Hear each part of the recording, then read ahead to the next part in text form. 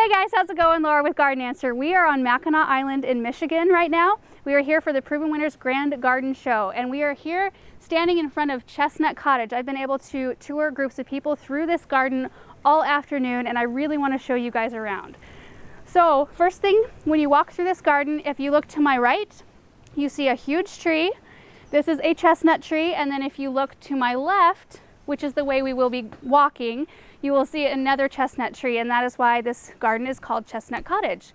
So the amazing thing about this garden is that just 3 years ago there was nothing here except for the trees. There was a complete blank slate. So just imagine that. It only took 3 years to get it to look like this. When Jack Barnwell was the one who designed this garden, when he took this over, the limbs of these trees reached all the way to the ground. They were touching the ground. It was hard to get around or under them.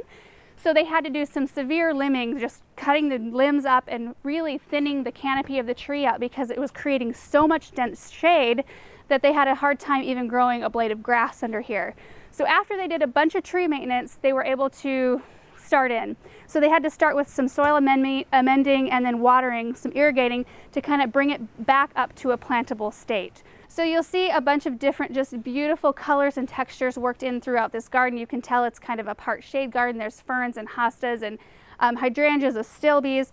I love this right here. We've got some form going on with the boxwoods, and then it's contrasted with the beautiful hydrangeas. Then of course some pockets of annuals here and there for some really intense color.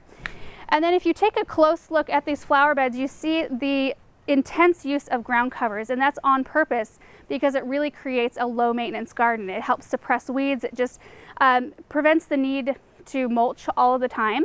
So if you plant some of those ground covers that aren't going to just take over the land, they're actually very, very useful. So there's some vinca in here and some other things that which just really create that low maintenance environment. So they really only have to do their kind of fall and spring stuff, and then very minimal maintenance throughout the rest of the year.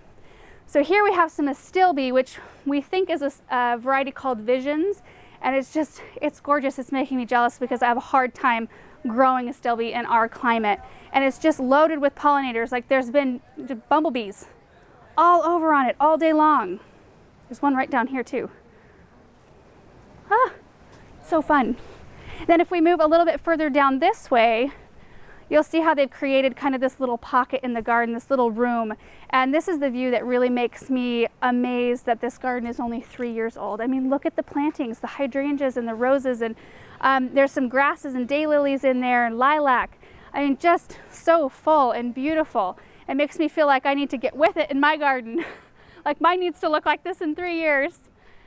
And then another interesting thing, this was built just when they started working on this garden, and then on the other side of the house you'll see another gate and fence that looks a lot like this, which is actually original to the house. The house is circa 1920s, so they really wanted to mirror some of the architecture so it looked like cohesive and like it belonged. And it's really beautiful. The arbor with the little bench seats in here, love it. And this garden, there are lots of different sizes of gardens that we're going through and getting to see on Mackinac Island. This is one of the smaller, more intimate gardens, and I really like it. It's very comfortable. It's very inviting. It's really lush. If you look at the border here, it's just planted up so full of ferns and ground covers. It just has that kind of woodland feel, which is amazing. The really cool thing I learned about this space was that when they originally started working on it, this big hedge of cedars back here, so it kind of spans the whole width of the property, they were grown all the way out to this rock wall. Like they were huge and overgrown. There was a rose garden back here at that time too that was, you can imagine if the cedars were that grown out, how, overgrown the roses had become. So the roses obviously were moved. They were removed and taken out, and the cedars were pruned way back so that they were more of a hedge and not so much taking over the garden. But then all the fencing, see that Waddell Fencing is what it's called? Let's head up here, see if we can get closer to it so you guys can see. The Waddell Fencing in here, all of the cedar branches that were cut off the trees when they pruned them back were used in this fence. And not a single nail, not a single anything, nothing is holding those together other than how they weaved them together, which is just, it's amazing, the artistry. This rock wall that we're walking by here was original. but it was kind of dilapidated, so they had that rebuilt. It's all dry stacked. And this is actually my favorite. This is my favorite type of garden wall, garden edging, is the flat stacked rock. It looks like England to me. I really love it. And if we go this way, we get to this patio, which I learned something interesting about. So the brick, 3/4 of it is original to the house, and 1/4 of it they weren't able to use because it had deteriorated so bad. So when they were rebuilding the patio, they knew that they didn't have quite enough brick to build the whole patio. So he was thinking, well, what am I going to do? Because if I bring new brick in, it's not going to match. So he came up with this concept.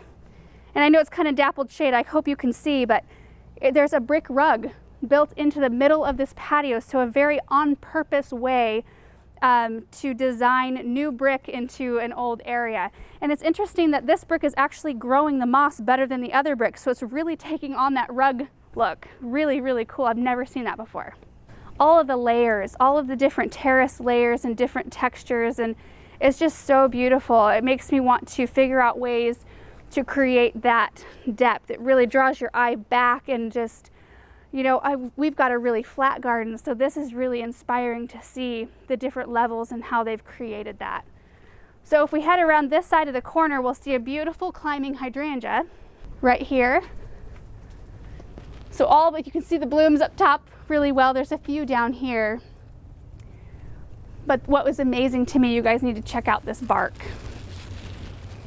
Look at that. I love it when plants offer so much more than just their blooms. I mean, that right there is so much winter interest. I can't even stand it. It's awesome. And then here's that other gate I was telling you about. So there's a gate and a fence section here that look quite a lot like the one they had built on the other side to kind of mirror that older style. And then if we just come around this way, you'll see Frank with the table. Hi. And then a cute little painted up bike there, bike planter, little pop of color over here. And that pretty much sums up the tour. It's a really neat garden space. I had a really good time touring this one. I loved touring this smaller, more intimate garden. It's really fun. So that's pretty much it. I hope you guys enjoyed seeing this garden tour, and we will see you in the next video. Bye.